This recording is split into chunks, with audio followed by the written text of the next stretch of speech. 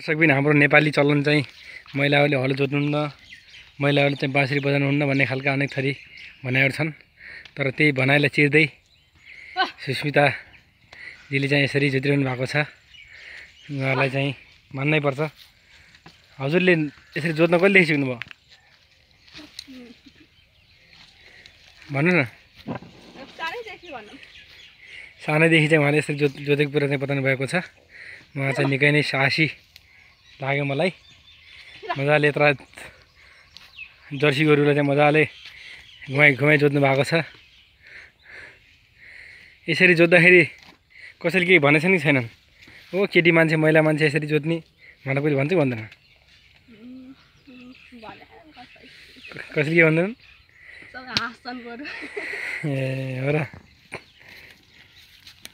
कति ठगाइ लाग्छ जोत्दाखेरि? अन्य काम भन्दा पनि यो जोत्दाखेरि बढी ठगाइ लाग्छ भन्दा नि।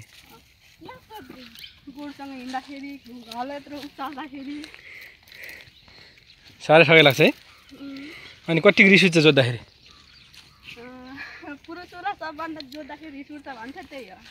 महिलाले रिस उठ्ने चाहिँ नै?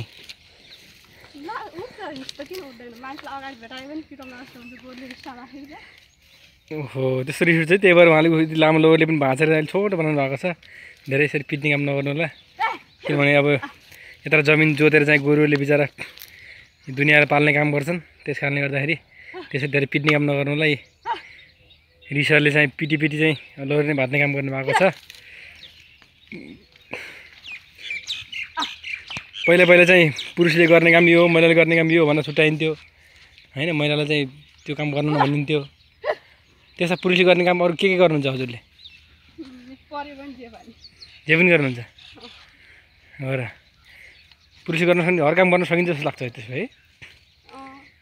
अनि अरूमा के रुचि छ हजुरलाई? खेलकुद पनि सब गर्नुहुन्छ होला?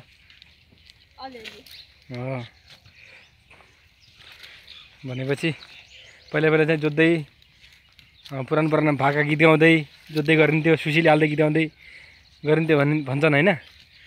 त्यस्तो गर्नु चाहिँ मजाले एकान्तमा जोत्दाखेरि गुनगाउँदै जोत्दै गर्नु चाहिँ नि।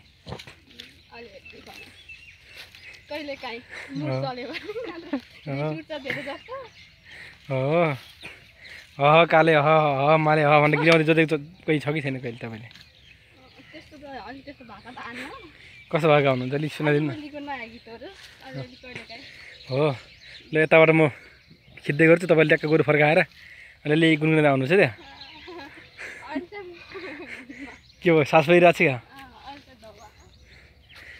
धोबा बेलामा गाउनु गाह्रो हुन्छ है।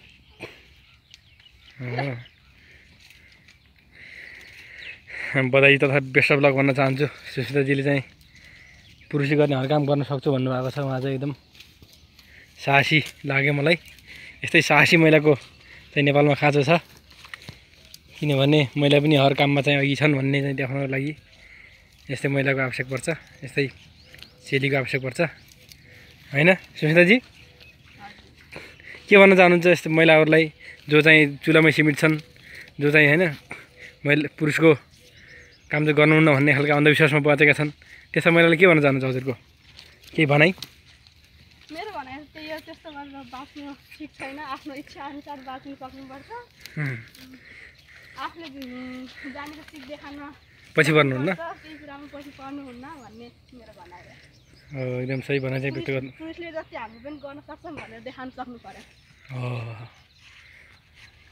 यस्तै विचार चाहिँ सबै महिलामा जागृत भएपछि चाहिँ महिलाहरू पनि पुरुष बराबर चाहिँ देशमा अघि बढ्नेछन् भन्ने चाहिँ हाम्रो आशा रहेको छ। त्यसपछि गीत गाउनु न।